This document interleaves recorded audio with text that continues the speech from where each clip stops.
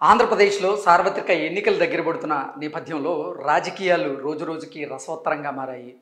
అన్ని పార్టీలకు సంబంధించినటువంటి అభ్యర్థులు ఎన్నికల ప్రచారంలో దూసుకుని వెళ్తూ ఉన్నారు.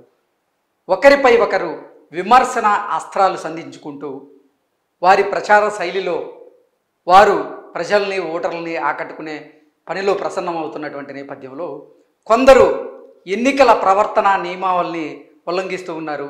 ఉల్లంఘించినందుకు గాను కేంద్ర ఎన్నికల సంఘం వారి మీద చర్యలు కూడా తీసుకుంటూ ఉంది. అటువంటి దాంట్లో భాగంగానే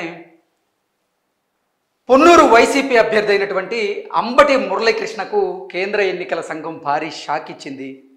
ఆయన ఎన్నికల ప్రవర్తన నియమావళిని ఉల్లంఘించినందుకు గాను ఆయన మీద కేసు నమోదు చేయండి అంటూ కూడా కేంద్ర ఎన్నికల సంఘం రాష్ట్ర ఎన్నికల సంఘ ప్రధాన కార్యదర్శి అయినటువంటి ముఖేష్ కుమార్ మీనాకు ఆదేశాలు జారీ చేసింది. ఈ నెల 13వ తేదీన ఎన్నికల ప్రవర్తనల్ని అంబటి మురళీకృష్ణ ఆయన ఉల్లంఘించారని ఒక వార్త ఇప్పుడు ఈబీఎన్ ఆంధ్రజ్యోతిలో హల్చల్ చేస్తూ ఉంది. ఆ వార్త సారాంశం ఏంటనేది మనం ఒకసారి కనుక చూసేటువంటి ప్రయత్నం చేస్తే, పొన్నూరు వైసీపీ అభ్యర్థి అంబటి మురళీకృష్ణకు కేంద్ర ఎన్నికల సంఘం భారీ షాక్ ఇచ్చింది. అంబటి మురళీకృష్ణపై కేసు నమోదైంది.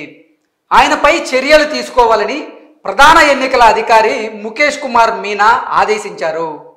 సో ఈ నెల 13వ తేదీన అంబటి మురళీకృష్ణ ఎన్నికల ప్రవర్తన నియమావళిని ఆయన ఉల్లంఘించారని, అందువల్ల రాష్ట్ర ఎన్నికల ప్రధాన అధికారి ముఖేష్ కుమార్ మీనా ఆయన మీద చర్యలు తీసుకోవాల్సిందిగా సదరు అధికారులకి ఆయన ఆదేశాలు జారీ చేశారు. ఈ నెల 13వ తేదీన ఎన్నికల ప్రవర్తన నియమావళిని ఉల్లంఘిస్తూ పొన్నూరు పట్టణంలో అంబటి మురళీకృష్ణ ధర్నా చేపట్టారు. ఈ ధర్నాపై తెలుగు యువత రాష్ట్ర అధికార ప్రతినిధి బండారు వంశీకృష్ణ ప్రధాన ఎన్నికల కమిషనర్కు ఫిర్యాదు చేశారు. ఈ నెల 13వ తేదీన ఎన్నికల నియమావళిని ఉల్లంఘిస్తూ అంబటి మురళీకృష్ణ గారు పొన్నూరు పట్టణంలో ఒక ధర్నా నిర్వహించారు. అది ఎన్నికల నిబంధనలు ఉల్లంఘించడంలో భాగమే. సో తెలుగు యువత రాష్ట్ర అధికార ప్రతినిధి అయినటువంటి బండారు వంశీకృష్ణ గారు ఈ విషయాన్ని ప్రధాన ఎన్నికల అధికారి దృష్టికి తీసుకువెళ్ళడం, వారు వంశీకృష్ణ ఇచ్చిన ఫిర్యాదు మేరకు విచారణ చేపట్టి నివేదికను ఇవ్వాల్సిందిగా గుంటూరు కలెక్టర్ను సిఈఓ ఆదేశించారు. సో అసలు ఈ విషయంలో ఏం జరిగింది, ఆయన ఎందుకు ధర్నా చేపట్టారు, ఆయన ధర్నా చేపట్టింది నిజమా కాదా అనేటువంటి విషయాన్ని విచారణ చేపట్టి ఒక సమగ్రమైనటువంటి నివేదికను ఇవ్వాల్సిందిగా గుంటూరు కలెక్టర్కు సిఈఓ ఆదేశాలు జారీ చేశారు. ఈ నేపథ్యంలో కలెక్టర్ విచారణలో అంబటి మురళీకృష్ణ ఎన్నికల ప్రవర్తన నియమావళిని ఉల్లంఘించినట్లు నిర్ధారించారు.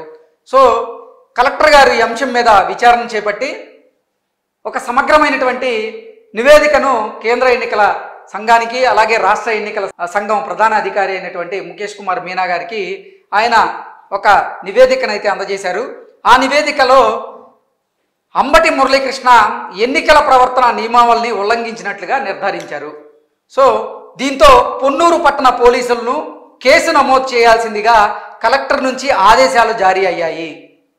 పొన్నూరు పట్టణ పోలీసులకు కలెక్టర్ నుంచి కొన్ని ఆదేశాలు వచ్చాయి.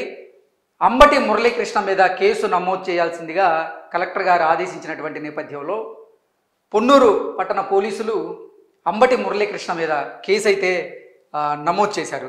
4 రోజుల క్రితమే పొన్నూరు వైసీపీ అభ్యర్థి అంబటి మురళీకృష్ణ సిఎంఆర్ఎఫ్ చెక్కులు పంచినట్లు కూడా నిర్ధారించారు. దీంతో చర్యలు తీసుకోవాల్సిందిగా జిల్లా కలెక్టర్కు సిఇఓ ఆదేశాలు జారీ అయ్యాయి. అంటే వారం రోజుల వ్యవధిలోనే పొన్నూరు వైసీపీ అభ్యర్థి అయినటువంటి అంబటి మురళీకృష్ణ మీద కలెక్టర్ గారి సూచన మేరకు అక్కడ పోలీసులు కేసు నమోదు చేశారు. ఒకటేమో సిఎంఆర్ఎఫ్ చెక్కులు పంచినట్లుగా నిర్ధారణ అయినటువంటి నేపథ్యంలో కేసు నమోదు చేయడం జరిగింది.